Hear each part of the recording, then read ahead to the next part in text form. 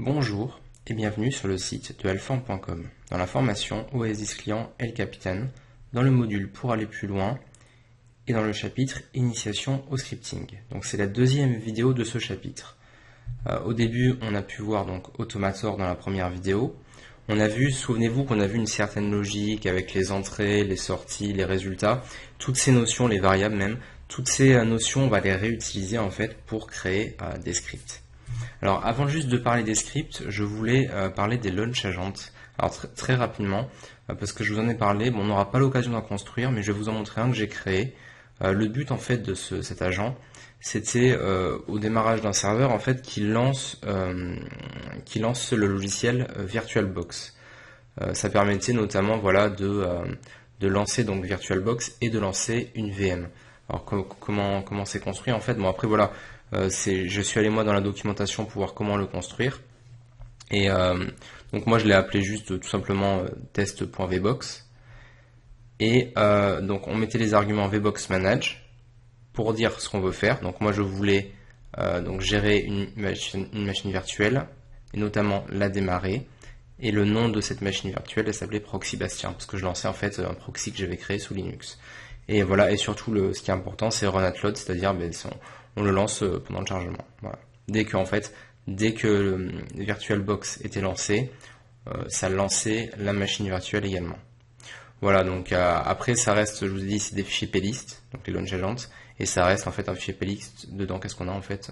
Les balises pour générer un fichier XML. Parce qu'un plist en fait c'est un fichier XML. Voilà, donc je vous laisserai regarder ça à tête reposée.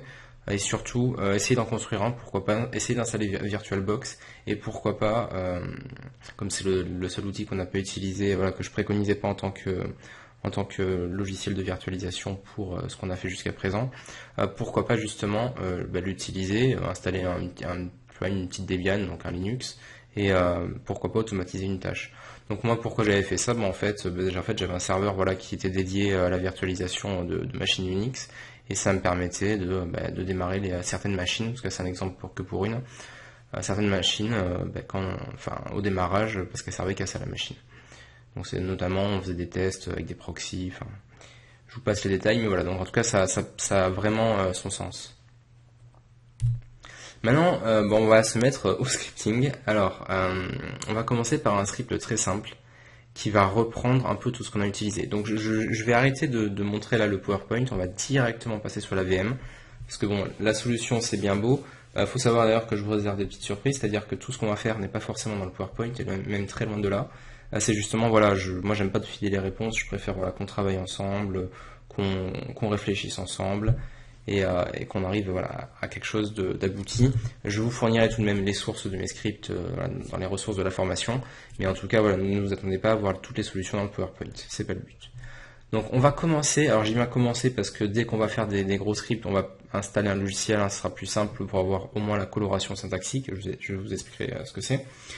Nous ce qu'on va faire, on va lancer un terminal dans un premier temps. Je vais écrire mon terminal, voilà.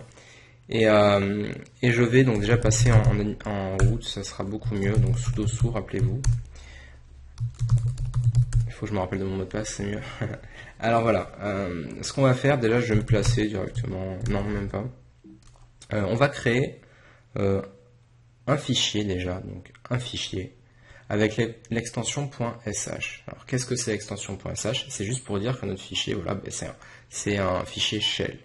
Donc je vais utiliser la commande touch pour créer un document.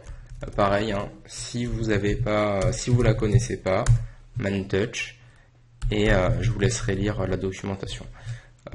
On va passer assez, voilà, vous pourrez la consulter comme bon vous semble. Moi je vais passer assez vite sur la documentation parce qu'on a énormément de boulot, je vous cache pas. Et j'aimerais bien ne pas faire des vidéos de 6 heures.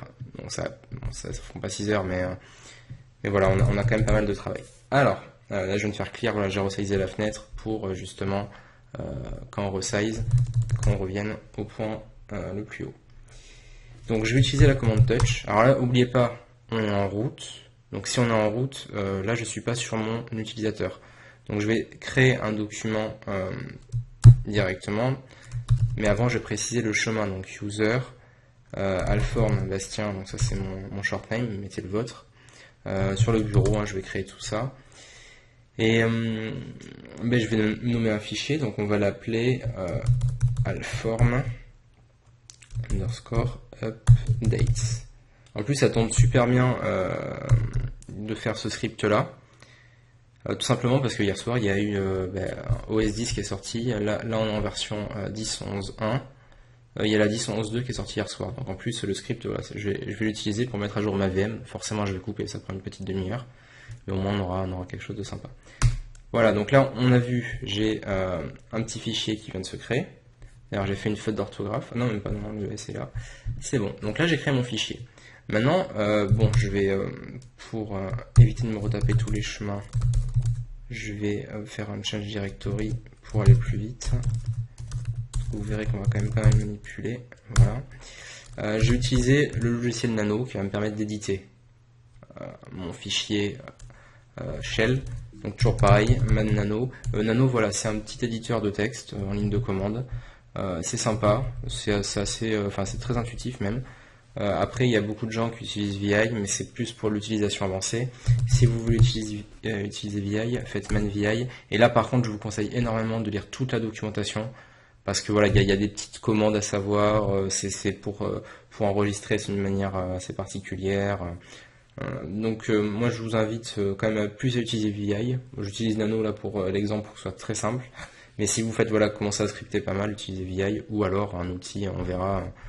Celui-là par exemple qui est gratuit, mais j'en reparlerai tout à l'heure quand on fera le deuxième script. Donc je vous dis d'avance, il y aura 3 scripts et il y aura 2 vidéos. Donc nous, qu'est-ce qu'on veut faire? Nano, on veut éditer notre fichier, donc alform, voilà, il est complètement vide, on a juste créé un fichier vide. Dans un premier temps, qu'est-ce qu'on va faire? Déjà on va devoir déclarer, on va devoir écrire ce qu'on appelle le shebang. Alors qu'est-ce que c'est le shebang en fait? C'est cette forme, c'est dièse, point d'exclamation, slash bin, slash, alors moi j'utilise le bash, on peut mettre .sh, ça c'est votre type de shell, bon moi j'utilise celui-là, après vous pouvez en utiliser un autre, mais pour le début ça va très bien. Ça va te dire en fait que notre fichier en fait, c'est un script shell, tout bêtement, voilà. Donc vous le mettez comme ça, que vous copiez vraiment, enfin copier-coller entre guillemets, mais vous écrivez exactement la même chose. Si vous ne le mettez pas, le script ne marchera pas. Maintenant, on va faire quelque chose, alors qui est débile, mais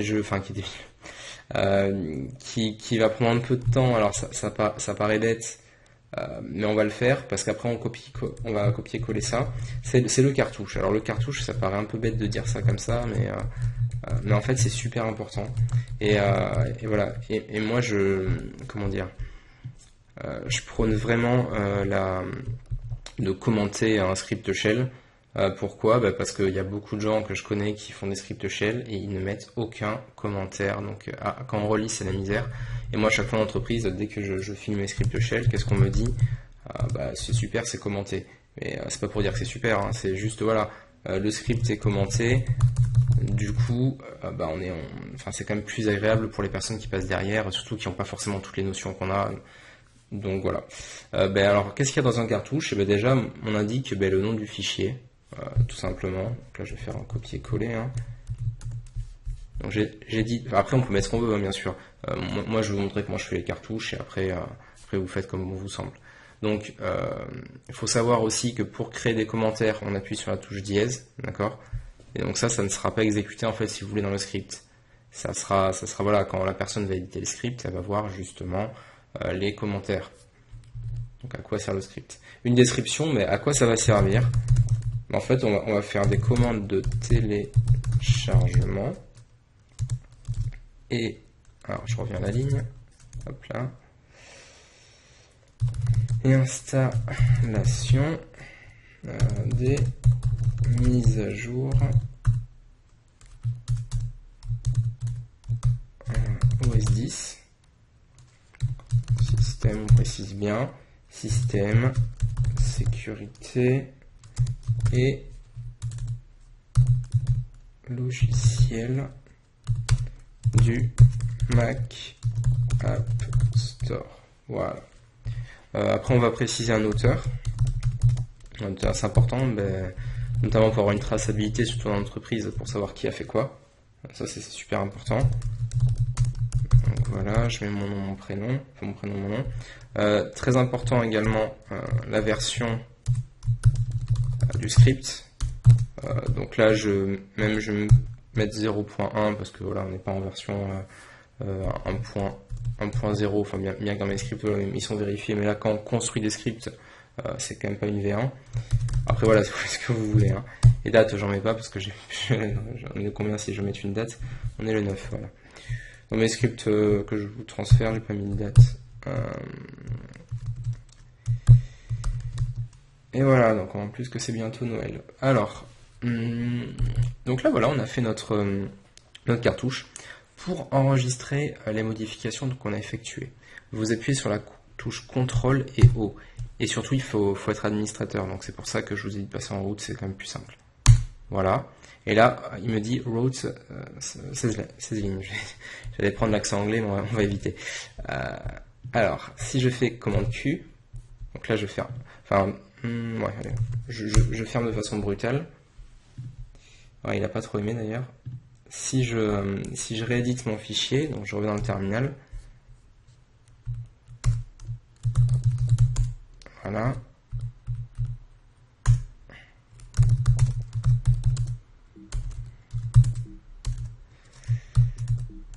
Donc je me suis redéplacé dans le dossier, je fais nano de mon fichier, voilà.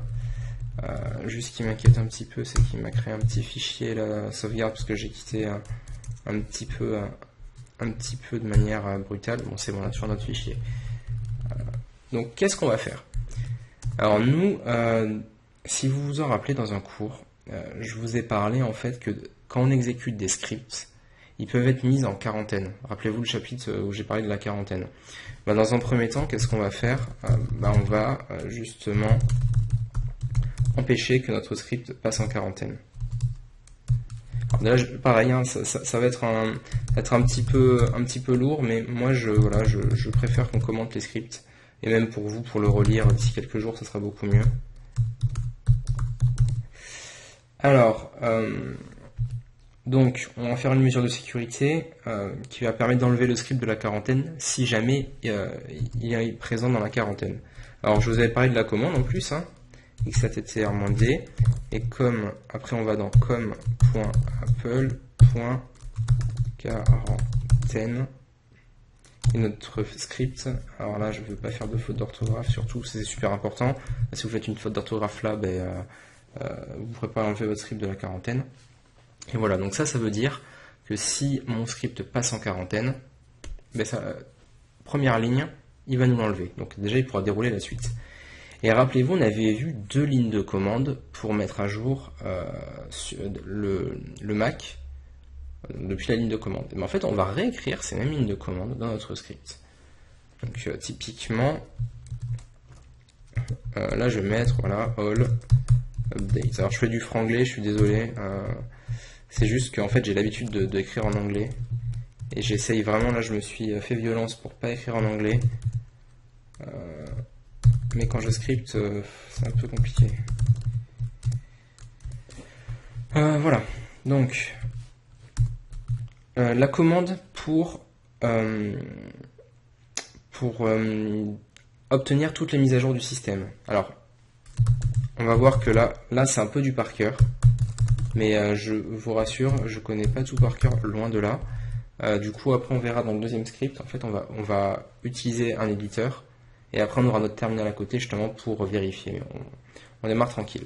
Alors, la première commande, c'est software update.-iva. Pareil, si vous vous en rappelez pas, man software update. Déjà. Ou alors, si vous faites, déjà pour vous rappeler de la commande, si vous voulez pas faire de faute, vous tapez soft, tabulation, et vous faites un copier, donc commande C, commande V là-dessus. IVR. Alors, moi le truc c'est comme il y a une mise à jour qui est sortie, alors déjà voilà, si je laisse mon script de cette manière, qu'est-ce qui va se passer? Là il va m'exécuter 2 fois les commandes.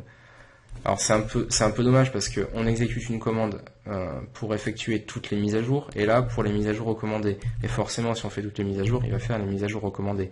Donc à la limite, nous on va la commenter, donc elle ne sera pas exécutée. Donc qu'est-ce qui va être exécuté dans ce script? Uniquement ça, et ça. Tout bêtement. Une fois qu'on a fini notre script, donc là le but ça va être de l'exécuter. Voilà, CTRL O, entrée, CTRL X pour quitter. Je vais repasser en haut. Maintenant, donc là, je suis sur le bureau, parce que faut savoir voilà que quand on est en route, on ne voit pas le chemin comme quand on est un utilisateur standard. Le but, ça va être maintenant de changer les droits du script afin de l'exécuter. Parce que si je l'exécute, donc pour exécuter un script, on fait / et justement le alform. Alors déjà, il m'auto-complète pas, donc on sent qu'il y a un problème. Pardon, puis j'ai appuyé sur entrée pour backspace, mais c'est pas grave. Donc qu'est-ce qu'on veut faire? Bah déjà changer les droits, donc chmod. Alors on va faire un truc qu'il faut pas forcément faire, mais on va mettre les droits full, comme ça on sera pas embêté. Je vais juste voir quelque chose. Voilà. Donc chmod 777 de alform _update.sh. Je fais ça. Et là, si je fais / alform, je vais être capable de l'exécuter. Le truc, au cas où, on va quand même regarder si les droits ont bien été positionnés. Bon, mais nickel. Vous n'êtes pas obligé d'utiliser 777. Moi, je le fais, voilà, parce que c'est des scripts que je vais pas laisser. C'est vraiment pour le test, pour avoir vraiment aucun problème. Après, ou alors vous pouvez faire ça même, voilà, si vous pouvez mettre des droits comme ça sur un script que vous exécutez. Si vous le supprimez à la fin, par exemple, après l'exécution, pourquoi pas. Ça peut éviter, parce que quand on télédistribue des scripts en entreprise, faut savoir en tant que qui on va l'exécuter. Donc c'est toujours pareil, c'est toujours des problématiques, faut savoir s'adapter. Moi, le but maintenant, ça va être, dans un premier temps, d'exécuter mon script et voir ce qui se passe. Donc là, première chose, qu'est-ce que j'ai? Alors, faut savoir que pour l'instant, on a fait un script simple. On va progresser au fur et à mesure. Hein. Là, notre script, dans un premier temps, il est exécuté et on a toutes les, pas les logs, mais je vais pas dire ça. Mais en fait, on a le résultat de notre script dans justement notre console. Alors, c'est bien, mais faut savoir que on verra comment après faire différemment, parce que c'est quand même pas le mieux. Parce que là, typiquement, moi j'aurais bien aimé avoir ça dans les logs. Alors on va retrouver ces informations dans les logs, il va falloir chercher. Donc on verra tout à l'heure comment justement créer nos propres fichiers de log et les peupler comme on a envie. En tout cas, voilà, pour revenir à la commande, on voit que le fichier alform.sh n'était pas en quarantaine. Bon, très bien. No such x7etr, donc très bien. Et en fait, il nous a lancé la commande. Alors, je vais juste revenir sur, justement, j'aimerais bien vous remonter le script. Voilà. Alors, flèche du haut, c'est pareil, hein, c'est pour avoir l'historique. Je ne sais pas si je vous l'avais déjà dit, mais on peut avoir notre historique de commande. Alors, en fait, donc, il a exécuté cette ligne. Très bien. Il nous a dit, voilà, il n'y a rien en quarantaine. Qu'est-ce qu'il fait après? Il passe à la ligne suivante. Et là, il nous a lancé la commande software update -iva. Et software update -iva, qu'est-ce que ça fait en fait? Ça va rechercher toutes les mises à jour comme c'est indiqué. On avait déjà tapé cette commande uniquement dans le terminal, mais là, on l'a dans un script maintenant. Donc là, ce que je vais faire, il nous trouve toutes les mises à jour disponibles. Donc je vous ai dit, voilà, il y a une mise à jour d'être capitaine hier soir. Il nous a même mis à jour le disque de récupération. Donc je suis allé voir hier, il n'y a pas de mise à jour notable sur cet utilitaire. C'est, je pense, pour être capable de gérer les nouvelles versions d'OS 10, donc la 11.2. Il nous met également à jour la commande Lightool, ce qu'on avait installé une fois en ligne de commande. Ce que je vais faire, le téléchargement est long, ça va redémarrer la machine virtuelle, donc je coupe la vidéo. Pourquoi pas vous, si vous n'avez pas mis à jour votre machine virtuelle, surtout faire ce script et le lancer, l'exécuter. Et après, une fois que moi il aura fait les mises à jour, on va passer à un script un peu plus compliqué qui va être comment installer des applications. Alors en attendant, je vais vous montrer quand même le PowerPoint. Qu'est-ce qu'on a fait? Pour installer des applications, le procédé, rappelez-vous, on avait pris un archiveur sur internet, on l'avait installé sur l'App Store. Mais le but en fait, c'est toujours pareil, d'arriver dans le dossier application et d'avoir un archiveur. Alors je vais vous montrer une méthode qu'on va pas refaire dans le script justement, on va faire autre chose. Mais voilà, ça va vous permettre de voir une autre méthode. Rappelez-vous, on avait un existant, on avait déjà installé la commande wget avec homebrew. Alors là, ça voudrait dire qu'au passage, bon, ce script, il faudrait inclure dedans la commande qu'on avait tapée pour télécharger homebrew, donc le gestionnaire de paquets, et taper brew install wget, pour être pas mal. Après, HDI utile et CP. HDI utile, ça va être pour monter et démonter des images, disques, et CP copier. Alors comment j'ai fait mon script? Donc on voit qu'on a un script shell, on a créé un fichier de log déjà. Donc j'ai créé une variable, on va y revenir bien sûr, mais c'est pour que vous compreniez la logique. Donc j'ai créé une variable, et dans cette variable, j'ai stocké en fait le chemin de mon fichier de log. Alors il faut savoir que le fichier de log n'existe pas, mais lors de l'exécution du script, il va être créé. Ensuite, qu'est-ce que j'ai fait? Téléchargement de la source. Ben là, ce que j'ai fait en fait, j'ai dit avec la commande wget, ben, tu vas me récupérer directement la source. Donc le point DMG de Zone Archiver. Et tout ça, tu vas l'afficher dans le fichier de log. Et pareil, là ici, téléchargement de la source, donc c'est pour documenter en fait le fichier de log. J'ai également écrit cette ligne. On verra dans le détail, hein, je ne vous cache pas que je vous explique un peu vite, après on aura le temps de tout voir ça dans le détail. Ensuite, qu'est-ce que j'ai fait? Bon, je documente à chaque fois, je ne vais pas y revenir. On va monter l'image. Donc, une fois que l'image est téléchargée, je lui dis HDI utile, on a déjà vu cette commande, hein, mount le fichier DMG. Après, une fois qu'il est monté, qu'est-ce qu'on va faire? On va copier cp-rfv, ça veut dire pour les répertoires, on force et en mode verbeux. Donc, on affiche plus de log. On va aller dans /volume, zone archiver. Qu'est-ce que c'est ça? En fait, c'est l'image qui a été montée. The unarchiver.app, donc notre fichier app qui est dans l'image, et tu le copies vers l'application. Une fois que tu as fini cette tâche, tu démontes le volume. Et c'est fini. Voilà, simplement, peut-être que c'est peut-être un petit peu compliqué pour vous, si vous n'avez pas de notion, mais on va voir, voilà. En tout cas, comment avec un script, on installe une application. Voilà, donc moi je coupe la vidéo et je vous retrouve après la mise à jour de ma machine virtuelle. Donc on se retrouve après la mise à jour d'OS 10. Bon, déjà, première chose, premier constat très intéressant en ligne de commande, c'est que si vous installez déjà de manière traditionnelle OS 10, donc la mise à jour, moi comme j'ai pu le faire chez moi sur différents Mac, typiquement, je suis allé dans l'App Store, mise à jour, donc ça m'a téléchargé les mises à jour, bon là on va pas les voir affichées, hein. Et donc on a l'indicateur de progression qui arrive là, voilà, on a imaginé, on a le contenu du paquet, la progression de la mise à jour. Suite à ça, en fait, ça va me redémarrer mon Mac automatiquement et ça va installer la mise à jour, mais ça va me mettre pendant l'écran de chargement de la pomme, en fait, la pomme disparaît, ça fait une barre de progression, il y a marqué installation en cours. Là, il faut savoir qu'en ligne de commande, en fait, c'est beaucoup plus rapide parce que tout simplement, on n'a pas ces étapes. Donc, en fait, en ligne de commande, il va télécharger et installer. Il va nous dire redémarrer, on redémarre la machine et directement, c'est fini, en fait. Donc, premier avantage. Par contre, un inconvénient de ce qu'on a fait donc dans ce script, c'est qu'on n'a pas créé de fichier de log. Donc, le problème, c'est le suivant.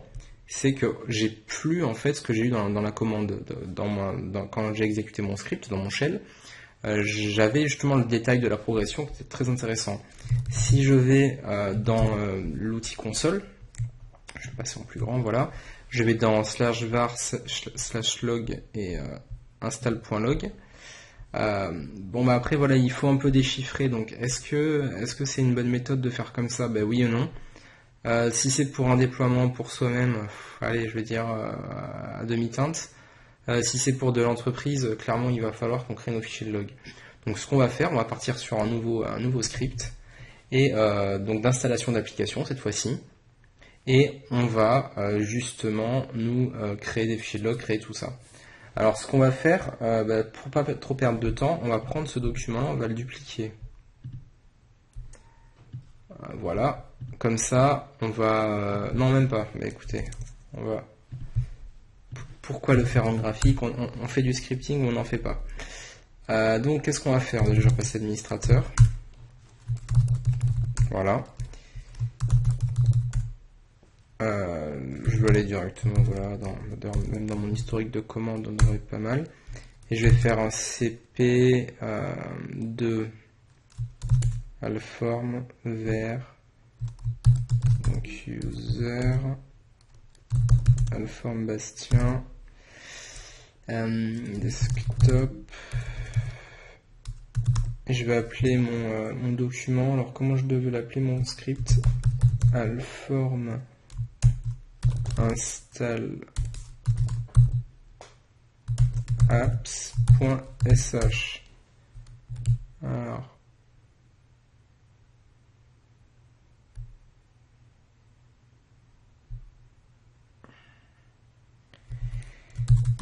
je vais quand même préciser, voilà, le chemin.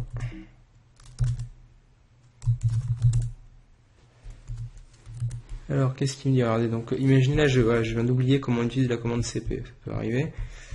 Comment ça fonctionne? Il faut que je mette le source file et le target.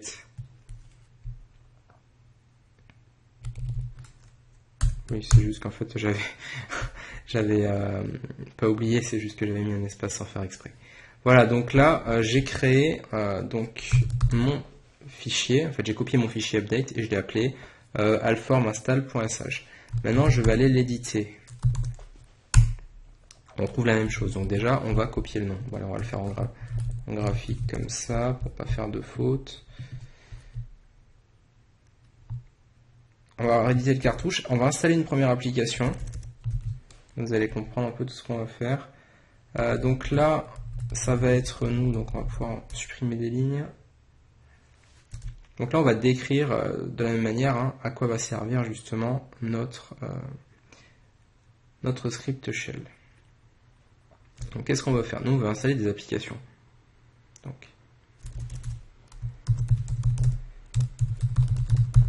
installation d'applications. Voilà. Je vais me rajouter quelques petites lignes là, qu'on soit un peu mieux. Voilà. Auteur, toujours pareil. Bon, on est pas mal. Voilà, on a notre script. Alors, première chose, on va, toujours pareil, enlever de la quarantaine notre fichier s'il existe. Voilà, ça c'est fait. Dès le début, je vais préciser un chemin. Donc, à la base, c'est là où je mets toutes mes variables, mais là, donc je vais écrire variable, ok. Donc là en fait j'aime en mettre plusieurs pour dire voilà que c'est une catégorie. Voilà, vous pouvez utiliser la souris également dans le terminal, ça marche très bien. Donc là voilà, je vais créer des variables ici. Bon, à part que bon, dans ce script là il n'y en aura qu'une seule. La variable donc ça va être en fait un path, donc un chemin en anglais. Le chemin je vais l'appeler, donc je vais déclarer en fait une variable. Donc je l'appelle, voilà, par convention je l'appelle var. Et je précise bien en fait tout ce qu'elle va contenir. Je vais vous expliquer. Donc là je crée une variable en fait. Cette variable va contenir mon chemin du fichier de log. Elle va contenir le chemin complet vers le fichier de log. Donc pourquoi je la mets dans une variable? Parce qu'en fait on verra que ça va raccourcir en fait toutes nos lignes de script.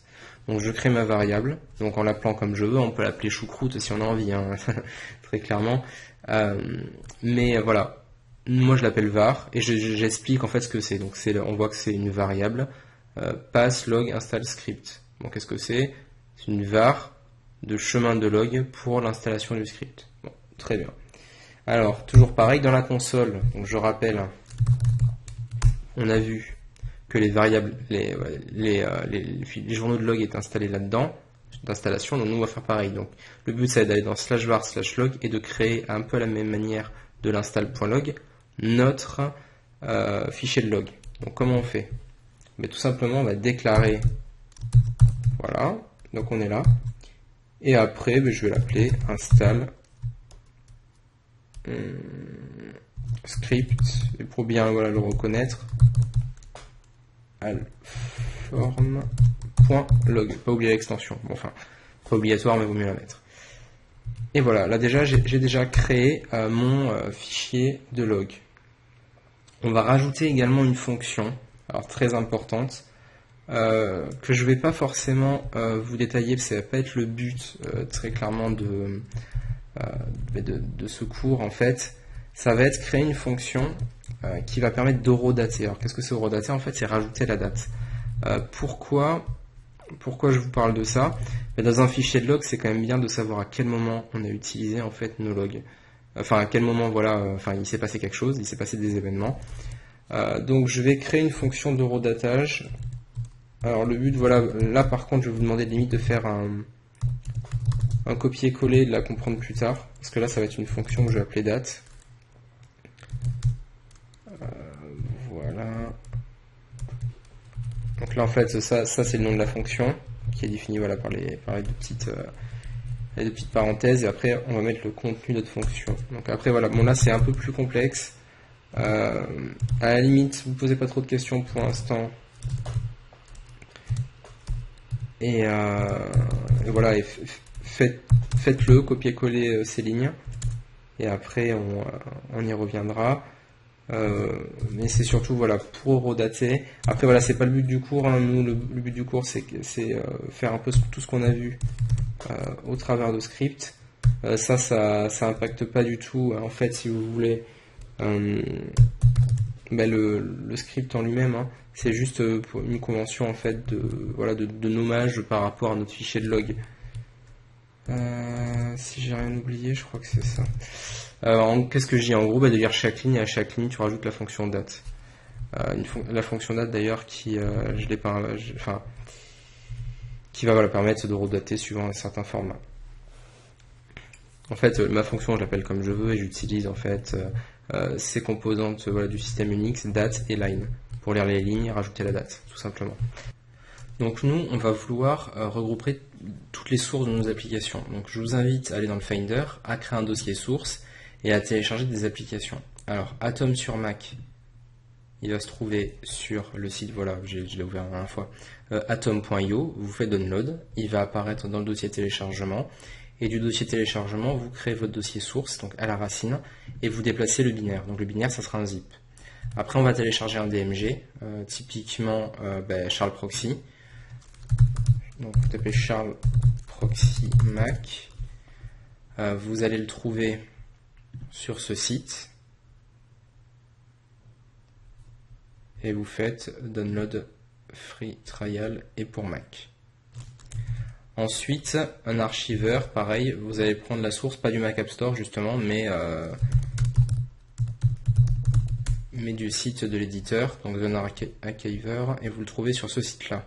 Le troisième, donc wakaba.c3.cwx, pardon. Voilà, et vous faites download, et vous allez pouvoir voilà, le retélécharger. Là, ça va se lancer automatiquement, effacer. Voilà. Ensuite, plus compliqué. Pour Xcode, donc Xcode tout simplement, là c'est une bêta parce qu'il y a accès en voilà, quand on fait partie du Member Center. Donc en fait avec votre Apple ID vous allez créer voilà un compte sur le Member Center d'Apple. Donc vous tapez developer.apple.com et vous serez guidé voilà, pour enregistrer votre Apple ID au niveau de ce site. Bon là voilà, il vient d'être mis à jour hier soir, donc il faut que je réaccepte les conditions générales. Je pense que vous aurez vous aurez exactement la même chose d'ailleurs. Donc on va attendre que ça charge. Donc Xcode, je vous le dis, il est assez lourd, hein. Il pèse 4 Go à 66. Et donc c'est, imaginez le temps d'exécution du script après, mais justement il faut qu'on voit. J'ai pris en fait plusieurs types d'applications. On verra qu'il n'y aura pas que ces applications là qu'on va installer, il y aura même des applications en ligne de commande. Voilà, afin de vous faire un petit panel de toutes les applications qui existent. Alors, programme add-on. Alors je sais pas si c'est le bon compte que j'ai pris malheureusement. SDK, si voilà.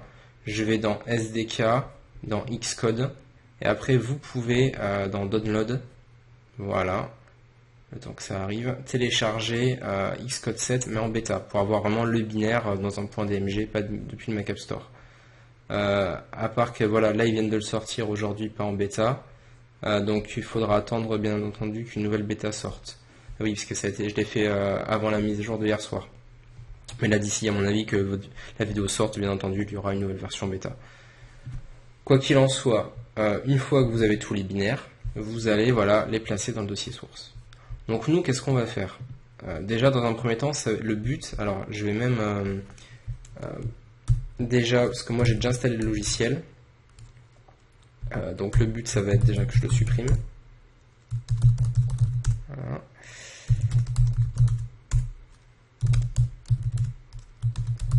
Voilà, moi je viens de supprimer mon logiciel qui s'appelle Atom. Il est plus là, bon il est encore présent dans le doc. Je supprime, voilà. Je vais me vider ma corbeille. Ok, on est bon, donc là je suis comme vous. Le but, ça va être justement en fait d'éditer notre script pour installer un premier logiciel. Donc pareil, hein, moi je vais commenter, je vais dire ben voilà, ici, c'est là où je vais faire mon script d'installation pour justement installer le logiciel Atom. Atom, qu'est-ce que c'est en fait? C'est un éditeur voilà, qui va nous permettre d'éditer notamment nos scripts shell. Et surtout là on aura une coloration syntaxique, hein. Vous allez voir ce que c'est après, parce qu'en fait tout simplement là c'est un peu noir sur blanc, enfin c'est que du noir, et c'est pas très pratique quand on fait des scripts assez conséquents, voilà, on se repère moins facilement. Donc pourquoi pas avoir un éditeur, surtout qu'il est gratuit. Alors je vais commencer par faire quelque chose, dans un premier temps, ça va être, déjà, rappelez-vous j'ai un fichier de log, donc qui s'appelle comme ça. Donc le but, moi, je veux que dans mon fichier de log, j'ai l'installation qui apparaisse. Donc déjà, dans un premier temps, je vais utiliser la commande echo, et -e, voilà, ça va être pour donner une chaîne de caractères. Et surtout, qui prennent en compte, justement, les retours chariots. Donc, on va faire ça, voilà. Je vais juste copier ça pour y penser après. Je mets ça Atom. Voilà, donc là voilà, c'est de la mise en page, il y en aura pas mal hein, dans les scripts, il faut faire ça bien. Donc là, et je mets un anti/n, ça veut dire que je vais retourner à la ligne. Alors si vous ne savez pas faire comment faire un backslash, vous faites Alt, la touche option, Shift et le slash. Donc le slash normal et le slash comme ça. Donc ça va me permettre de revenir à ma ligne. Ok, voilà. Maintenant, on a vu, alors qu'est-ce qu'on a? Nous on va se promener directement dans source. Qu'est-ce que j'ai? Moi le but ça va être d'installer cette application. Alors déjà dans un premier temps on va faire quoi? Déjà ça va être de la dézipper. Ok. Même autre chose avant, d'ailleurs j'allais oublier. Je vais vous montrer quelque chose, ouais, au niveau des logs, pour comme ça on n'en parlera plus. Là, vous avez vu, j'ai écrit ça. Mais si je laisse comme ça, ça va écrire dans le terminal. Bon, le but, c'est d'écrire dans mon fichier, en fait, de log. Donc, comment faire? Donc, on n'avait pas parlé... Rappelez-vous, dans Automator, on avait quelque chose en entrée, on avait le résultat et ça allait en sortie. Faut savoir... Je vais ouvrir un script, voilà, un nouveau shell. Hop. Si je tape ma commande ls, là je vais avoir la liste de ce qu'il y a sur mon bureau, d'accord? Parce que je suis dans le bureau, ici, et là j'ai la liste de ce qu'il y a sur le bureau. On va voir en fait ce qu'on appelle les redirections de sortie standard. Alors ça paraît un nom compliqué, mais vous allez voir, c'est magnifique en fait, c'est ce qu'on peut faire. Bon, la première fois que j'avais vu ça quand j'ai fait de l'Unix, j'ai dit, oh, c'est fou quoi. C'est tout simple. En fait, ce résultat-là, au lieu qu'il s'affiche sur mon écran, moi je veux qu'il s'affiche dans un fichier texte. Alors comment je fais? Je laisse ma commande, je fais un chevron, donc Shift et la touche voilà, de chevron qui est affichée. Ça, si on n'appuie pas sur Shift, ça fait ça, et si on appuie sur Shift, on a ce chevron-là. Et je veux que le résultat de ma commande, ça soit dans... bon là je vais le laisser là. Non, ça marchera pas. User, on va faire comme ça plutôt, pour avoir tout le chemin. Alform Bastien, desktop, et résultat, ls, point, mettre une extension, txt. Si je fais ça, qu'est-ce qui se passe? En fait, au lieu, regardez, là la commande, elle n'apparaît plus, le résultat n'apparaît plus ici. Il n'y a rien là. Parce qu'en fait, dans mon fichier texte que j'ai créé sur le bureau, avec une jolie faute d'orthographe au passage, j'ai le résultat de ma commande, tout simplement.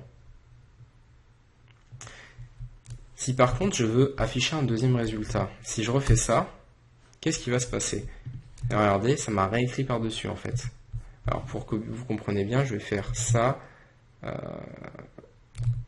Je vais faire cd document Non. Est-ce que j'ai des fichiers? Je réfléchis en même temps. User, Alform Bastien. Voilà. Je vais aller là-dedans. Si je fais un ls, là je vais avoir tout ça. Donc, si je réexécute ma commande, là je vais avoir le contenu de justement mon home folder. Très bien. Mais le problème, j'ai perdu en fait mon résultat, ça réécrase le fichier à chaque fois, donc c'est pas terrible. Alors comment faire? Si je retourne sur mon bureau, hop là, si je retourne sur mon bureau, avec la commande, ce sera mieux, cd. Donc là, je suis bien sur mon bureau. Et moi, je veux que ça se rajoute. Comment faire? En fait, on va retaper la même commande, mais on va mettre deux chevrons. Deux chevrons, qui en fait, ça veut dire ça concatène, donc ça ajoute à mon fichier existant le résultat de la nouvelle commande. Et regardez maintenant ce qui se passe. On avait ça au début et on a ça à la fin. Voilà. Donc ça a rajouté mes deux options, mes deux commandes. J'ai le résultat de mes deux commandes. Donc ça va être la première étape. Donc ça va être la première étape. Donc on revient sur le script. Donc je vais le passer quand même un peu plus grand. Voilà. Donc le but, déjà, ça va être de rajouter deux chevrons à ma variable. Alors il faut savoir que la variable, pour l'utiliser, ça serait trop simple de mettre var passlog. En fait, il faut rajouter un $, pour dire voilà, on utilise notre variable. Donc là, ça c'est le début pour la gestion des logs. On va voir qu'il y aura une petite subtilité juste après, mais là déjà on est pas mal. Donc ensuite, qu'est-ce qu'on veut faire? Déjà, pas aller plus loin. On va pas installer notre logiciel. Déjà, on va exécuter notre script. Alors pourquoi? Tout simplement, déjà, pour voir si ce dernier fonctionne convenablement. Là, je suis où je sais pas, dans source. Alors, on va laisser dans source et là, on est sur le bureau. C'est très bien. On va faire un petit chmod. D'ailleurs, je sais même pas si je l'ai pas copié tout à l'heure. Ouais, nickel. Non. Donc, chmod 777. Notre nouveau fichier qui s'appelle alform install. Voilà. Donc là, je suis pas en route, forcément. Vous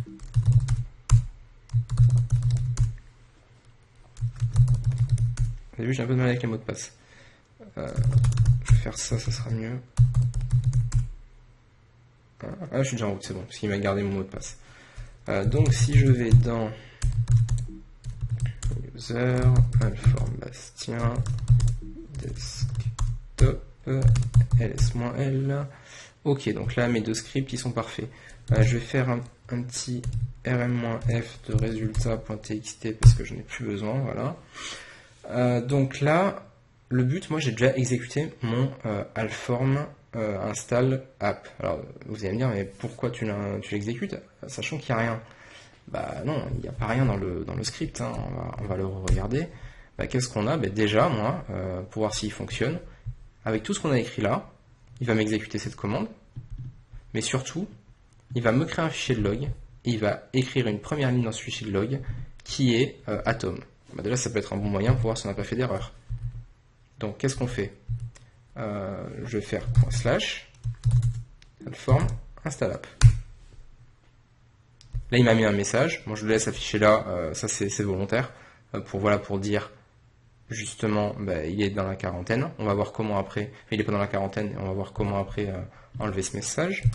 Donc, si je fais console varlog, j'ai créé un fichier de log. Le fichier de log qui s'appelle install. Donc, voilà. Install script alform. Et la première ligne, il m'a affiché justement ce qu'on veut. Donc là, on est pas mal. Alors, vous avez vu, on n'a pas mis l'horodatage encore. Mais c'est normal. Tout simplement parce qu'en fait, je le marque pas là, je le marque pour les choses importantes. Donc c'est ce qu'on va y venir. Déjà là, on a fait un bon travail, c'est-à-dire que dans notre script, on a créé notre fichier de log. Donc toutes les entrées qu'on va avoir, donc les résultats de commande, vont être affichés. Enfin, le but c'est qu'elles soient affichées dans justement ce fichier de log. Donc là maintenant, qu'est-ce que ça va être le but? Voilà, passer au cœur du script, c'est-à-dire on va installer le logiciel Atom. Alors pour ce faire, on a vu que notre logiciel Atom, c'est un fichier zip. Donc on va l'extraire. Donc pour vérifier si on y arrive. Bon, déjà j'ai ouvert un Finder avec les sources. Je supprime d'ailleurs ça qui était le résultat d'une commande que j'ai effectuée avant. Je vais justement utiliser la commande unzip. Je précise le répertoire de destination, voilà. -d pour spécifier où est-ce que je vais extraire. Et là, si je fais ça déjà, donc pas besoin de rajouter un mode verbeux parce qu'on voit déjà que c'est très verbeux, ma commande a dû, voilà, être effectuée. Effectivement, on a le fichier atom. Donc je vais le supprimer. Hein. On voit que la commande marche. Qu'est-ce que je vais faire, moi? Justement, je vais copier ma commande et l'effectuer ici. Donc on sait déjà que cette commande marchera. Je vais rajouter maintenant l'horodatage à mes fichiers de log. Donc en fait, je vais faire ce qu'on appelle un pipe. C'est un filtre et qui va permettre en fait de rediriger, voilà, la sortie standard de cette action vers l'entrée d'une autre action. Donc, et on va combiner tout ça à notre fichier. Alors ça paraît un peu lourd comme ça, je vous le cache pas, salé, mais on va voir. En fait, qu'est-ce qu'on est en train de faire avec un pipe? On dit, voilà, pour chaque ligne que tu vas nous dire avec cette commande, donc toutes ces lignes-là, tu vas en plus rajouter ta fonction date, et tout ça, tu le concatènes dans le fichier de log, tout simplement. Maintenant, qu'est-ce qu'on va faire? Alors là, je vais commenter ce que j'ai fait. Là, j'ai fait de l'unzip. Et là, je vais... qu'est-ce que je vais faire? Je vais copier copie.app dans /application. Donc, comment copier le .app? En fait, on va même pas... Enfin, on va le copier, mais on va même plutôt le déplacer. Donc, ça va être mv /source. Alors, c'est pareil, si vous voulez pas faire de faute, vous pouvez tout simplement taper les commandes là. Hein. Donc bon là il n'y a pas le .app parce que je viens de le supprimer, mais si vous avez un doute, faites mv /source. Voilà. Après il faudra trouver donc le nom du fichier donc qui s'appelait ici on voyait atom.app. Atom. Là il n'y aura pas l'autocomplétion parce que je l'ai supprimé. Dans /application. Je copie cette commande et je la colle ici. Donc, je vais la mettre là, voilà. Surtout, on va enlever l'espace. Pour revenir au début, vous faites CTRL A. Et pour aller à la fin, CTRL E. Ça, c'est important aussi.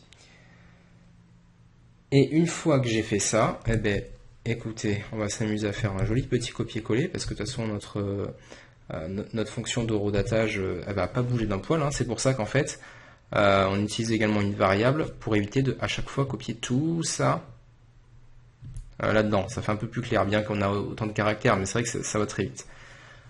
Voilà. Et là, est-ce que ça va être bon? Mais je vais rajouter encore une toute petite subtilité. C'est qu'en fait, ça va copier là, si vous voulez, le résultat. Mais on a une commande sur Linux qui sert en fait à copier également les erreurs. Ça, voilà, c'est une convention, hein, c'est pas moi qui l'ai inventé. Ça dit en fait, voilà, tu me copies en plus des erreurs s'il y en a pour les voir dans notre fichier de log. Et dernière petite subtilité également, vous allez remplacer quelque chose que j'ai fait, je viens de me rendre compte que ça sera beaucoup mieux. Vous mettez à la place de date, add date, parce que ça fait conflit avec la fonction qui existe déjà. Donc on aura des problèmes au niveau des logs. Donc ce que vous faites, vous remplissez juste à la place de date, add date, et là vous le rajoutez ici et ici pour l'instant, voilà. C'est tout. Donc ce qu'on va faire maintenant, moi j'avais testé, donc je vais le hors vidéo bien sûr pour voir si ça fonctionne avant. C'est comme ça que je me suis rendu compte qu'on avait le problème avec Atom, enfin avec les logs en fait. Donc ce qu'on va faire, on enregistre, CTRL-O, CTRL-X, voilà, et on va exécuter le script, voir ce qu'il se passe. Donc bien évidemment, on efface l'affichage et on exécute le script. Et là on va avoir plein de choses qui se passent, regardez. On a, donc déjà, on a l'horodatage, tant que ça se finisse parce que ça n'arrête pas de bouger. Comment voir si le script est fini? En fait, une fois que vous avez réaccès à votre console shell, voilà, maintenant, à votre commande, le script est fini. Donc, comme ça, on peut calculer le temps qu'il a mis à s'exécuter. Hein. Il a mis combien de temps? Il a mis quelques secondes, voilà. Bon, on va pas aller plus loin. Donc, on a l'horodatage. On a également, voilà, la confirmation de tout ce qu'il a copié. Donc, Il a copié également, on voit tous les dossiers cachés qu'on voit pas. Hein. Il faut faire afficher le contenu du paquet comme on l'a déjà vu dans les vidéos. Mais là, je devrais avoir mon application Atom, voilà, qui est dans l'application. Donc là, on n'est pas trop mal. Alors on pourrait aller même encore plus loin dans le script. C'est qu'une fois que ce dernier est fini, enfin, non, même pas parce que oui, non, j'ai fait MV. Donc, par contre, si j'avais fait un CP, ça aurait pas été bon. J'ai fait MV, en fait, il a déplacé dans le dossier application. Voilà. Donc, je réfléchis, ça m'arrive des fois. Donc, on a notre logiciel Atom. Bon, ben, très bien. Donc, maintenant, pour exécuter notre script, on va plus avoir besoin. Donc, on peut fermer cette fenêtre. Et on va plus avoir besoin de tout ça. Donc, moi, je vais sur le bureau. Et je prends mon script install app et je vais l'ouvrir avec. Bon, par défaut, c'est Atom, donc on double-clique. Et là, on va avoir un vrai éditeur. Voilà. Bon, évidemment, comme mon écran est assez... en fait, pour enregistrer des vidéos, je réduis mon écran, la résolution. Donc c'est vrai que là, j'ai pas trop d'espace pour travailler. Mais c'est pas grave. Donc déjà, en plus, on voit, il gère un espèce de petit Finder. Ça va nous permettre, voilà, de naviguer directement. Et regardez ce que je vous parlais, la coloration syntaxique, tout simplement. Voilà, j'ai mes fonctions, ma fonction qui apparaît d'une certaine manière, mes while, mes variables. Donc ça, c'est déjà plus plaisant. Mes chemins, voilà. Donc ça, c'est super. Maintenant, alors je vais en plus d'enlever la barre du dock, j'active le masquage pour que ça nous embête moins. Qu'est-ce qu'on va faire maintenant? On va continuer, on va installer une autre application. Donc Atom, c'est bon, ça c'est fini. On pourrait même dire à la fin, tu me supprimes atom.zip. On va pas le faire parce qu'on a beaucoup de choses à voir et c'est vrai que le temps passe relativement vite. Alors, view, bring all to front. Non. Alors là, typiquement, voilà, j'ai fait une bêtise que j'aurais pas dû faire, c'est j'ai activé le masquage du dock, comme quoi. Et en fait, je vais l'enlever parce que comme mon dock est également masqué sur ma machine, on voit que ça peut rentrer en conflit. Voilà, dock. Voilà, je vais le laisser afficher, ça sera mieux. Donc, on est voilà sur notre script et on retourne. Alors maintenant, on va installer un logiciel, ça va être très long. Alors je couperai la vidéo, hein, je vous le dis clairement, parce que ça va être relativement long. Ça va être Xcode. Et Xcode, on va voir, il y a plein d'options. Ça va être compliqué. Enfin, ça va être compliqué. Ça va se faire en différentes étapes. Alors déjà, nous, on va réutiliser un petit peu tout ce qu'on a vu. Hein. Alors, peut-être vous posez la question, pourquoi tu n'as pas mis la redirection des erreurs là-dedans? Tout simplement, c'est du texte et il n'y aura pas d'erreur. Donc, pourquoi mettre, pourquoi alourdir alors qu'il n'y a pas nécessité? Donc voilà. Alors nous on va installer Xcode. Alors comment on va faire? Déjà Xcode, on va regarder dans le Finder, il a quelle forme? Là c'est un DMG. Bon, ok, très bien. Qui dit DMG dit on va devoir... Mais non, mince, j'ai appuyé sur Entrée, heureusement que j'ai pas fait de bêtises. Xcode c'est un fichier image, donc il va falloir impérativement le monter. Nous qu'est-ce qu'on va faire? On va jouer avec le terminal pour voir comment on monte l'image. Même si on l'a déjà fait, et construire notre script au fur et à mesure. Donc la commande, c'est HDI utile, vous vous en rappelez. Mount, et après je vais dans Source, parce qu'on est dans Source, et je vais chercher Xcode. Voilà. Donc déjà, rien qu'avec cette commande, je vais pouvoir monter mon disque. Je fais Entrée. En plus, elle est assez grosse, donc ça va prendre un peu de temps à la monter, mais il devrait se passer quelque chose. On voit que la commande, elle n'est pas finie, au passage. Bon, moi, comme je sais que ça fonctionne, hein, je vais commencer. Voilà, elle est montée. Très bien, super. Donc déjà, je peux... Je vais mettre des lignes comme ça, qu'on y voit mieux. Je peux déjà commencer par ça. Bon, très bien. Toujours pareil. Déjà, je sais que j'aurai besoin de la date. Donc là, super. Je regarde bien s'il y a un espace avant. Ok, super. Donc là voilà, j'ai réussi déjà à monter et à dire, voilà, tu me rediriges le peu de choses qu'on a vu dans la console, ça, tu le mettras dans le fichier de log. Bon, super, avec le row d'attache. Déjà, on va écrire monter l'image. Super. Qu'est-ce qu'on peut faire maintenant? Alors, comment on va installer notre application? On a vu qu'on a monté une image. Donc l'image, elle est là. Mais il nous dit, dans la vraie vie, on fait ça et on le glisse. Mais qu'est-ce qu'on va faire? On va copier le contenu du répertoire xcode-beta.app dans le dossier application, tout bêtement. Donc là, on va simuler, mais je vais pas le faire, parce que je le ferai dans le script, déjà que c'est très très long de base. Donc on va le faire. Donc déjà, on va utiliser la commande cp. -rfv. Alors pourquoi R pour récursif, pour les dossiers, parce qu'il y a plein de dossiers à copier. Force, si ça existe déjà, il va nous le remplacer. Et V pour mode verbeux. On va aller, nous, dans le volume. Dans le volume, c'est là où sont montées nos images, nos médias, et notamment Xcode. Si vous ne trouvez pas le nom, vous faites volume, tabulation, et là, la double tabulation, et vous voyez tous les volumes montés. On voit qu'on a Xcode. Bon, mais super. Et est-ce que ça suffit? Ben non, nous, il faut qu'on aille sur le Xcode. Qu'est-ce qu'on a? Xcode-beta.app, super. Alors, attention, très très important, quand vous utilisez l'autocomplétion avec tabulation. Là, on va copier un fichier .app, donc il y a des sous-dossiers. Il faut enlever le backspace, le slash pardon, en trop, sinon vous allez copier en fait, vous n'allez pas avoir le bon résultat, ça va vous copier dans des fichiers distincts, justement le contenu, tout ça, vous allez avoir un dossier content dans votre application, ça va pas aller. Donc surtout, vous enlevez le slash à la fin, très très important. Et où est-ce que je veux le copier? Dans le dossier application, c'est tout. Alors moi, j'appuie surtout pas sur entrée parce que je connais, mais à vous, il faudra tester. J'ai copié cette commande et moi je la mets ici. Voilà. Et toujours pareil, on va rajouter pour avoir tout le détail. Ça c'est hyper important à cette étape. Pourquoi c'est important? On va voir tout ce qui va nous copier et on va voir s'il y a des erreurs et on aura le redatage. Je ne veux pas dire de bêtises, je crois que j'en ai pour une bonne demi-heure à faire ça. Donc vous, ce sera pareil. Et ce qu'on va faire, on va s'arrêter là. Je vais lancer mon script. Et après, on verra qu'on aura d'autres en fait commandes à faire. Si on va faire démonter avant, ce serait un peu moins bête. Alors copier, copie. D'ailleurs, je l'avais marqué là. On va pas s'embêter, on va recopier. Voilà. Copie le .app dans l'application, très bien. Et ensuite, on va démonter l'image. Ça, on va pouvoir le faire, le tester par exemple. Alors, comment démonter l'image, à votre avis? HDI. Utile. Alors au début il me le propose. Alors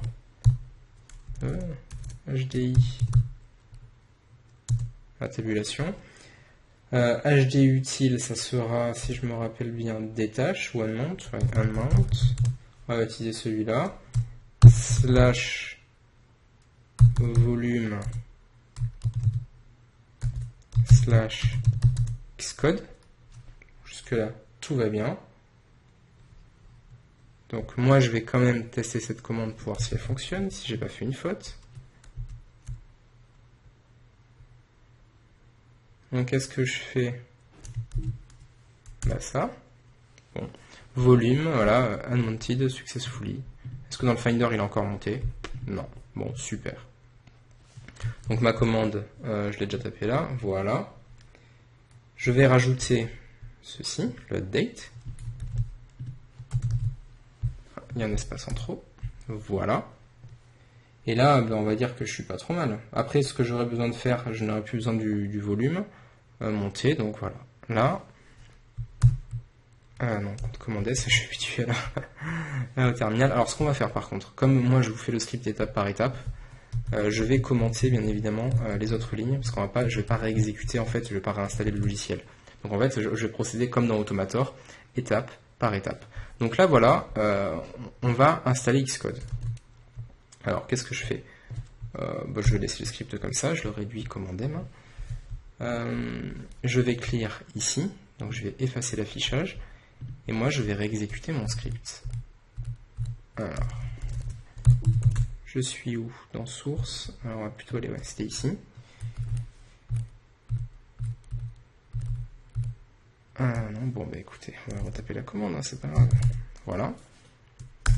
Et moi le but, voilà. Donc là, on a vu, il m'a déjà monté l'image. Et là, on voit derrière, il se passe plein de choses. Voilà. Il est en train de nous installer Xcode. Alors, on voit qu'il apparaît comme ça. Mais c'est très long à être fini. Donc, ce que je vous propose, moi, je coupe la vidéo. D'ailleurs, on voit que le fichier de log augmente considérablement. Je coupe la vidéo. Je pense qu'il y en a pour une bonne demi-heure. Il y a 4 Go 66 et la machine virtuelle va faire beaucoup de bruit. Et je vous retrouve juste après. Donc voilà, on se retrouve après l'installation de Xcode, donc ça a pris même un peu plus d'une demi-heure et ça, on voit ça a un peu bouffé quasiment tout mon espace disque, mais c'est pas très grave. Et on voit bien que j'ai Xcode bêta, donc on voit tous les logs bien sûr qui ont été un peu purgés, enfin il y en a énormément. Donc voilà, on a installé Xcode, donc très bien. Maintenant, on va voir ce qu'on peut faire d'autre. Avec Xcode notamment. Xcode, donc, bon, j'ai vu qu'il était fini une fois que l'image a été démontée, forcément. Moi, ce que je veux faire, c'est sélectionner un mode d'installation. Alors là, ce que je vais faire, par contre, au lieu en fait de continuer, je vais commenter parce que je vais pas relancer l'installation d'Xcode. Donc, je vais appeler ça UI. Et en fait, ça, c'est assez demandé, surtout en entreprise, donc de bien avoir installé les composants additionnels. Alors, c'est -- install. Alors je crois qu'on l'a déjà installé d'ailleurs lors de notre d'une précédente vidéo, donc je vais lancer juste pour voir ce qui se passe. Voilà, already installed. Bon voilà, on va pas aller plus loin. Ensuite, on va donc renommer l'application. Alors pourquoi? En fait, elle s'appelle Xcode Beta là, et j'ai envie de l'appeler Xcode 7. Donc comment je vais faire? Donc en ligne de commande, ça serait mv/application. On va la trouver Xcode Beta app. Donc pareil, on enlève le slash application Xcode. Alors je vais l'appeler Xcode. Alors un espace, comment ça se crée? Anti-slash espace 7.0.app. Donc ce que je vais faire, moi je vais voir si cette commande fonctionne. Et après je vais la mettre dans mon script. Bon ben voilà, ça a fonctionné, super. Donc là je peux directement en fait la mettre dans mon script. Donc je vais commenter, je vais marquer renommer Xcode et je mets ma commande. Je vais la commenter également parce qu'on va pas relancer le script pour ça. Ensuite, qu'est-ce qu'on peut faire d'autre? Oui, sélectionner un dossier de travail. D'ailleurs, attendez, j'ai oublié quelque chose. Voilà. Donc là, si la commande select install avait marché, ça m'aurait déclenché une fenêtre en fait pendant justement l'exécution du script, et ça m'aurait indiqué voilà d'installer des composants additionnels. Mais on l'avait déjà fait, et lors de la mise à jour, le premier script, vous avez vu d'ailleurs qu'il a mis à jour les composants additionnels. Et enfin, on va sélectionner un dossier de travail. Pareil, ça c'est les développeurs connaissent bien. Alors là, je vous montre des exemples de manipulation, hein, vous n'êtes pas obligé de faire la même chose. De travail. Et alors la commande, ça va être hop là, Xcode -select, toujours pareil. Alors si vous ne savez pas, hein, c'est manixcode -switch / application Xcode. Et là voilà, Xcode, et là on laisse comme ça. Voilà. Bon, on va le mettre là. De la même manière, pas besoin de mettre les logs. Et par contre, donc on sauvegarde et surtout on va regarder si notre Xcode peut démarrer. Donc je le lance. En fait c'est la version bêta qui a été finie et qui est sortie hier comme on a pu le voir. Gris. Je mets mes logins administrateurs. Donc là il installe encore des composants additionnels lors de la première installation, le premier lancement. Et on va voir un petit peu ce que ça donne. Là je vais commenter même tout ça en attendant. Alors après voilà, qu'est-ce qu'on va faire? Faut savoir qu'on va travailler. Alors ce qu'on va faire, on va déjà marquer les catégories sur lesquelles on va travailler. Donc on va utiliser gem, on va voir ce que c'est après. The Archiver.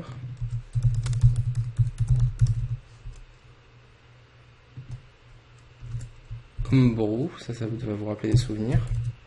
Parce que supposons qu'il n'est pas installé sur le Mac, qu'on utilise des commandes, ça serait pas mal. Après on peut utiliser npm. En fait je vous montre un peu tout ce qui est possible au niveau de l'installation.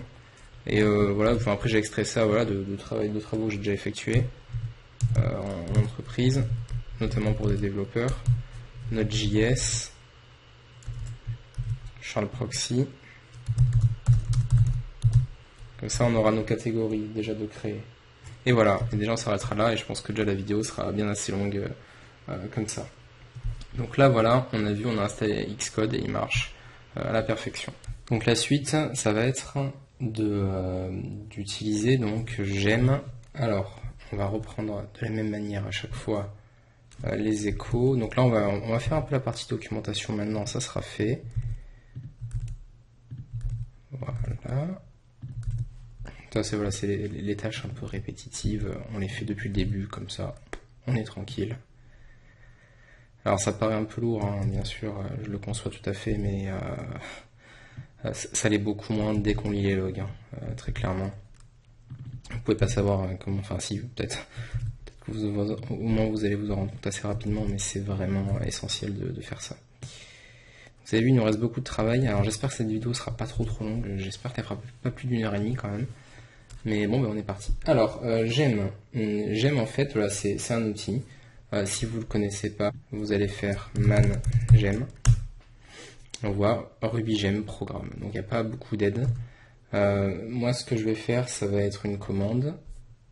Non, une commande. Donc c'est gem, si je me rappelle, update système. Donc déjà ça va nous permettre de mettre à jour gem et après pour installer justement une application. Donc on va de la même manière faire ça. Donc rajouter bien évidemment les logs, mais il ne faut pas oublier de mettre la date et ceci également. Donc là qu'est-ce qu'on aura fait? On aura redirigé tout ça donc vers le fichier de log. Ensuite, on va faire gem install. Il faut savoir que gem en fait est présent de base sur OS 10, donc pas besoin de Homebrew pour l'instant. C'est pour ça que je l'ai mis après. Ruby gem-update, donc mettre également à jour Ruby. Donc Ruby, c'est pour faire de la programmation. Vous n'allez pas les utiliser hein, très clairement, mais c'est uniquement voilà, pour vous apprendre à manipuler différents types de logiciels hein, lors du script. Donc Ruby Update, je vais voir si j'ai pas fait de faute parce qu'en fait je vais tout dérouler à la fin. En espérant qu'il n'y ait pas de problème, bon, ça arrive très rarement, on verra. Et après une autre commande qui s'appelle Update Ruby Gem. James, voilà. Et de la même manière, donc ce que je vais faire, je vais garder ça dans le presse-papier, comme ça on va pouvoir le coller à chaque fois. Ok, super. Donc là, on a fini notre travail sur Ruby. Ensuite, on va passer à un archiveur. Hop, hop, hop. Donc vous voyez, ça va vite hein, quand même. On arrive à beaucoup de lignes très rapidement. C'est un archiveur, donc ça va être simple. Déjà, alors je me rappelle plus, il est comment un archiveur? C'est quoi? C'est un DMG. Et bien on va reprendre le même fonctionnement en fait que ce qu'on a pu faire. Donc on aura, bon mais j'ai tant pis mon presse-papier. On devra monter une image. Ok. Copier dans le point .pp dans l'application et démonter l'image. Donc déjà voilà, le fait de commenter, on sait déjà comment on va travailler, qu'est-ce qu'on va devoir faire. Bon ben c'est parti, donc monter l'image, alors ce que je vais faire, je vais le taper en ligne de commande, histoire de voir, histoire de faire un copier-coller hein, tout simplement. Donc ça sera hd util mount de source, voilà, ça je peux déjà le copier. Là j'espère que vous commencez à prendre un peu le pli. Hein. Donc on monte notre image, très bien. Ensuite, on va la démonter forcément. Donc on va faire la même chose. Déjà on va la monter, donc moi je vais le tester. Hop là, donc déjà non, il y aura le CP, je vais faire le CP-RFV, RFV, important la casse de volume, un archiveur, vers le dossier application, voilà, et d'ailleurs, non, j'ai fait une petite bêtise, un archiveur et voilà, sans le slash à la fin, donc là voilà, on aura copié en fait le contenu de notre image, le point .pp, hop là, le point .pp dans le dossier application. Et enfin, on va démonter l'image. Donc ça, cette commande, je ne vais pas l'appliquer surtout. Et ça sera HDI utile mount volume de un archiver. Hop là, d'ailleurs, je vais regarder au passage. Bon, là, c'est démonté, c'est super. Voilà, démonter l'image. Ok. Maintenant, à moi de rajouter, bien évidemment. J'ai fait une faute là. Non. C'est moi qui fais n'importe quoi. Toujours se relire, comme je l'ai dit tout à l'heure, je me relis pour voir si j'ai pas fait de faute, c'est important. On se rend compte au final que j'en fais quand même. Regardez, voilà, ça marchera beaucoup mieux. C'est bon. Donc, on fait ça. HDI utile. Voilà. Pour ça, ok. Et là. Voilà. Donc je revérifie tout de même.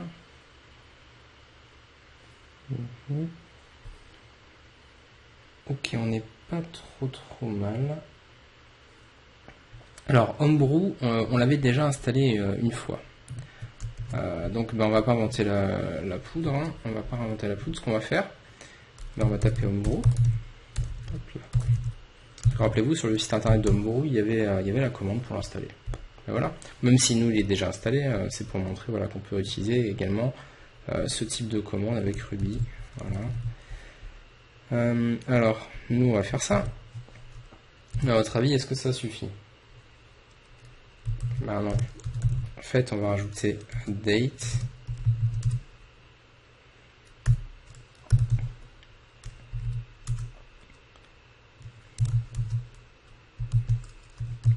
Voilà, comme ça au moins on aura le résultat de notre commande effectivement dans notre fichier de log. Ensuite npm, donc ça c'est pour les développeurs, pareil. Hein. Ça va être en fait voilà, un logiciel qui est fortement demandé et qui n'est pas présent sur le Mac. Du coup, une fois qu'on a installé Homebrew, qu'est-ce qu'on va faire? En fait, ce sera un brew install de npm, tout simplement. Et auquel, bien évidemment, on va rajouter tout ceci. Yes. Ok, bon, ben ça, c'était pas plus compliqué que ça. Donc, en fait, voilà, je viens de supprimer, comment ça s'appelle, Node.js. Voilà, pourquoi? Parce qu'en fait, je me rends compte que la vidéo va être trop longue et je veux absolument traiter Shard Proxy.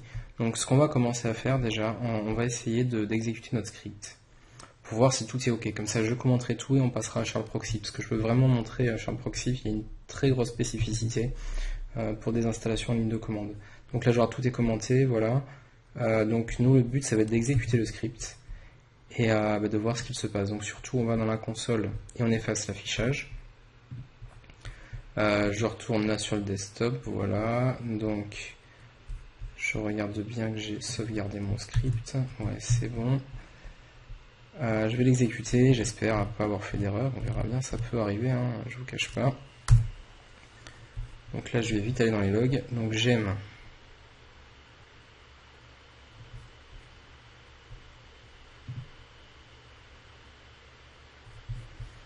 Donc là, il est en train d'exécuter ses commandes. Alors ça peut prendre un peu de temps. Notamment, donc moi je vais regarder mon script en même temps, j'aime, s'il n'est pas installé forcément, donc enfin s'il y a des mises à jour de j'aime, ça risque de prendre voilà, un petit peu de temps, mais bon, pas de problème, hein. On a le temps, on peut attendre.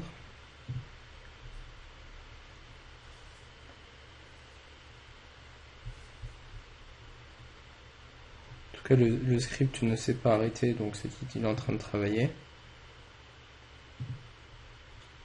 Donc on devra avoir j'aime.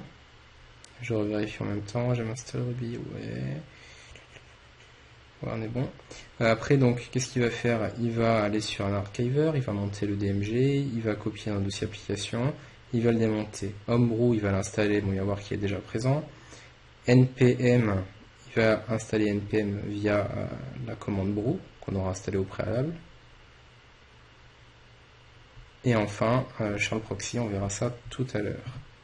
Voilà, donc là il vient de mettre à jour, vous regardez, j'aime, très bien. Il va passer à la suite. RubyGem Update, il me dit que j'ai fait une petite erreur.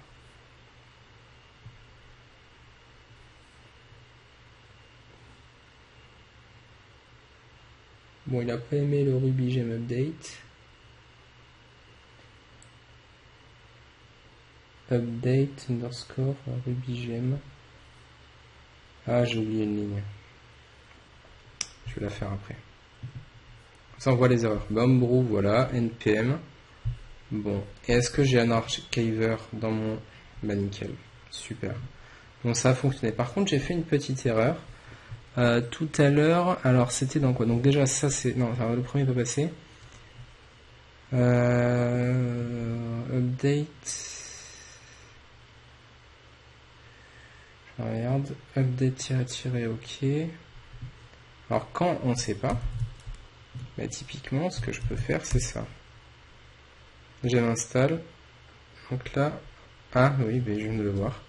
Qu'est-ce que j'ai fait? Bah, une faute d'orthographe. Tout simplement. Donc voilà, au lieu de réexécuter le script, ce que je peux faire, je peux évidemment l'exécuter voilà, dans ma console. Si ça fonctionne, il n'y a aucune raison que ça ne fonctionne pas dans le script, hein, bien évidemment. Donc ce qu'on a vu, voilà, qu'un archiver, parce que là en fait Homebrew, bah, il ne nous a pas mis de log étant donné qu'il est déjà installé. NPM, je sais qu'il n'y avait pas de retour, mais bon, je l'ai mis quand même. Mais voilà, un archiver très important, on voit bien qu'il a copié toutes ses ressources justement dans le dossier application. Donc là, il est en train d'installer Ruby et après on fera un update de ceci. Alors, je vais y avoir un petit peu... Ok, super. Bon, ça risque d'être un petit peu long, j'ai l'impression. J'y reviendrai, donc on va essayer de paralléliser un petit peu les tâches. Alors nous, qu'est-ce que nous devons faire maintenant? Bah, nous, on a Charles Proxy. Bon, bah, qu'est-ce qu'on se dit? C'est un DMG, on va faire comme d'hab. Bah, faisons comme d'hab. Donc, je vais copier les lignes, ça sera plus simple, on va aller là.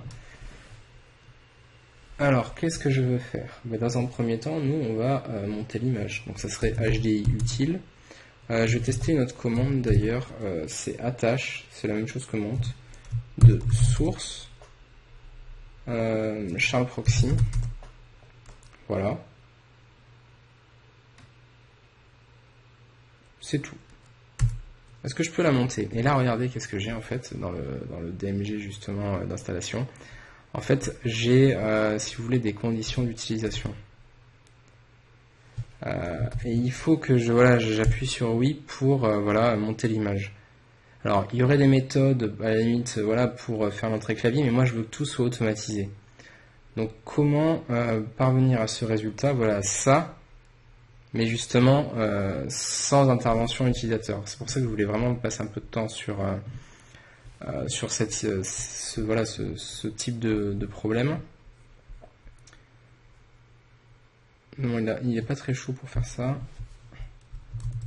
Bon, écoutez, on va laisser tomber là pour RubyGem. Est-ce que c'est ce que j'ai tapé?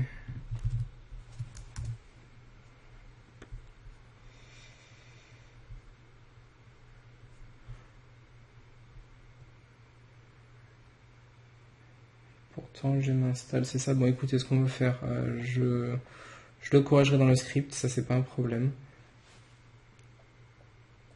Alors, je sais, j'ai pas fait une faute.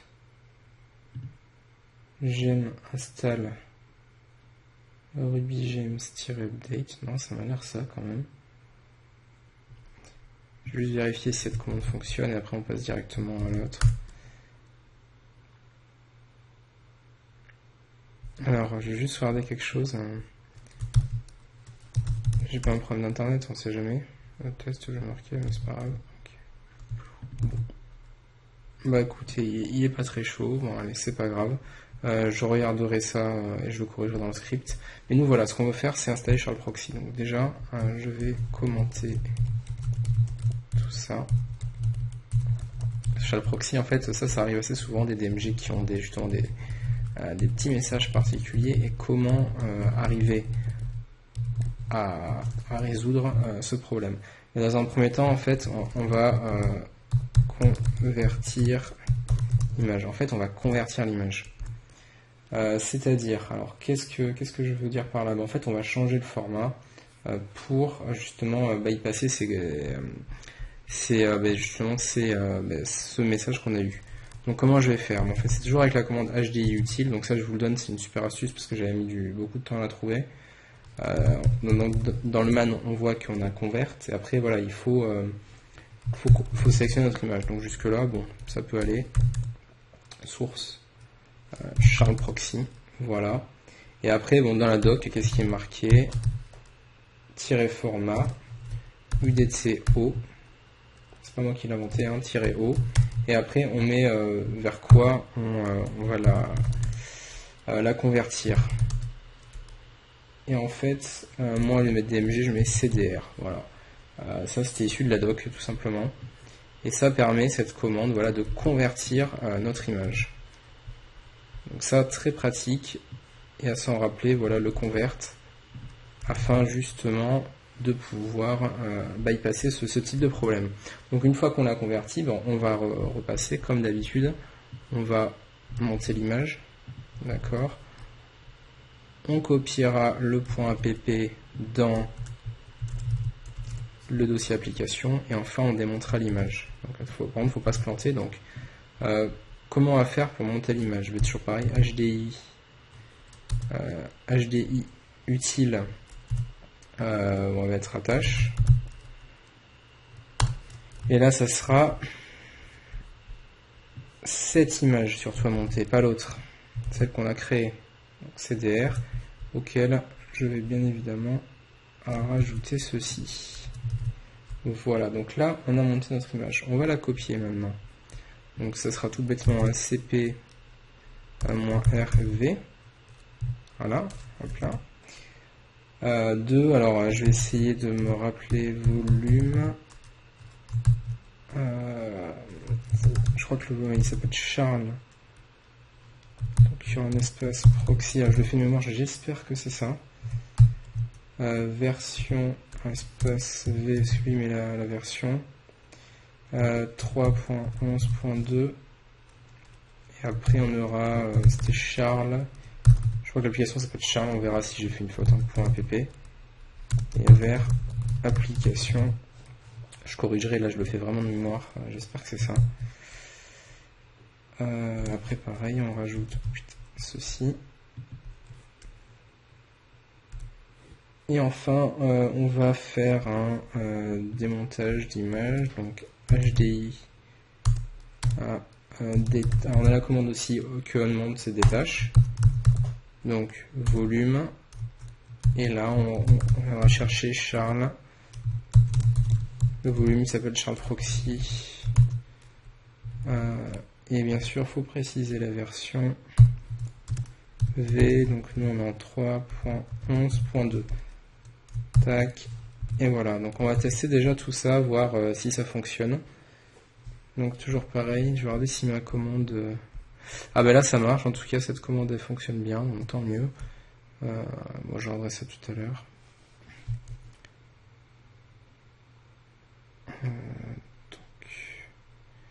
En plus il faut que j'aille ici. Alors je vais réexécuter mon script.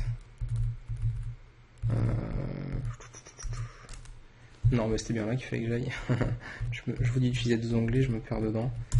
Ok, donc // je vais sauvegarder. Yes. // dans quelle forme install up. Voilà.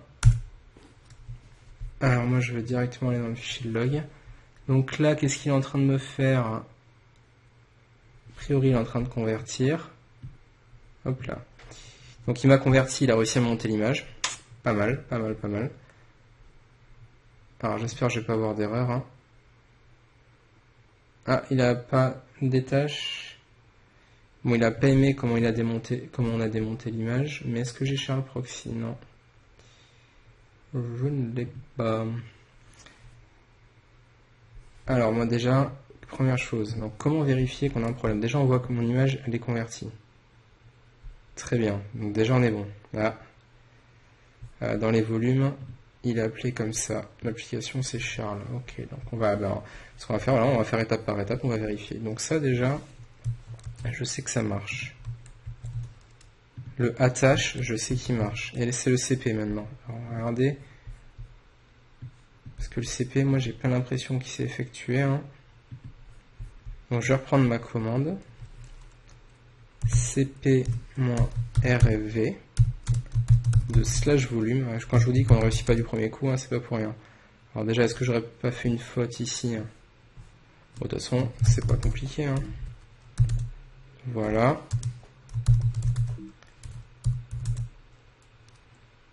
Moi déjà, ça je l'ai pas eu. Donc à mon avis, j'ai fait une petite faute. Là, ça apparaît. Donc je vais reprendre ma commande et on va comparer, voir où est la faute.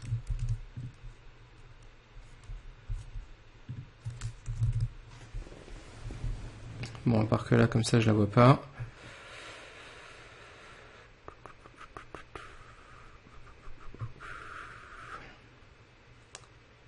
Moi, j'ai pas l'air de la voir, donc ce que je vais faire,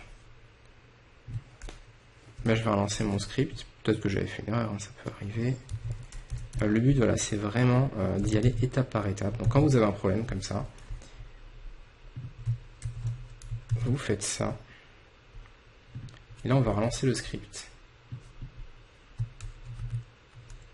Alors, bien au préalable, surtout, effacer ça. Et comme j'ai fait un cp-rv, il va remplacer, donc aucun problème. Et moi, je veux, voilà, voir ce qui se passe. Donc là, il a fini d'exécuter. Alors déjà, le CP marche, donc j'avais dû faire une faute. Très bien. Et après, donc, ce qui marche pas, c'est ma commande HDUtil détache. Ce que je vais faire, hein, tout bêtement.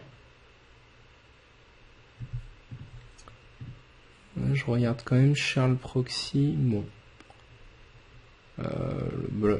Là, très clairement, voilà, j'ai fait une bêtise sans doute. Hein. Alors là, il me dit ça marche pas. Donc, première chose, qu'est-ce que je peux faire? Man HDI utile. Et je vais voir si je trouve des tâches.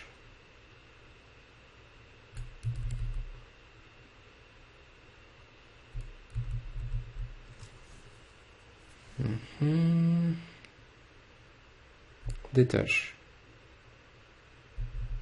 Bon, j'ai pas fait de forte sur des tâches. On va voir, hein. Peut-être que j'ai fait une faute.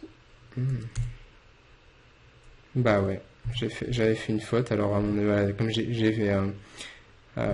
l'ai rédigé, voilà, à la va-vite à la main, sans vérifier dans le terminal. Ouais, on voit qu'il y a quelque chose qui a changé. Oui, voilà, j'avais mis V point, tout bêtement. Voilà, c'est pour ça. Donc là, mon volume est déjà détaché. Bon, ben voilà. Alors, pourquoi pas quand même revérifier, hein. Ça pourrait être pas mal. Bon, la conversion, on va pas la faire. On va revérifier nos 3 commandes qui sont là. Voilà. Je clean, je vais sauvegarder et je vais refaire ça. On voit que ça se monte tout seul. Tac, tac, tac, ça se démonte. Et on regarde. Nickel, on a toujours notre Charles Proxy. Ça me paraît pas mal du tout. Ok. Bon, bah écoutez, je pense que ça va être tout pour cette vidéo. Sachant que on a passé du temps. Alors pour résumer quand même, qu'est-ce qu'on a vu? On a vu les bases, on a fait 2 scripts. On a fait un script qui va servir, voilà, à mettre à jour le système, et un autre script qui sert à installer des applications. Donc on aura vu quand même plusieurs choses. On aura vu les commandes unzip, les commandes de déplacement. On aura vu surtout, enfin les commandes on les connaissait à la limite déjà. Là ce qui a changé c'est surtout, comme on l'avait vu avec Automator, on avait quelque chose en entrée et après en sortie on a un résultat. Mais là c'est ce qu'on a fait, en fait on a modifié, notamment avec ça on a vu qu'on concatène dans le fichier de script, on a nos erreurs qui sont redirigées. On a fait ce qu'on appelle un pipe, c'est-à-dire qu'on a redirigé la sortie standard d'une application vers l'entrée standard d'une autre. Donc très important ça aussi. Et voilà, on a appris à écrire dans un fichier de log et on a créé notre fichier de log. Donc voilà, je vous retrouve très prochainement. Donc faites une pause, hein, très clairement. Dans la suite de ce chapitre, donc il y aura une 3e vidéo. Là, on va influer directement sur le système.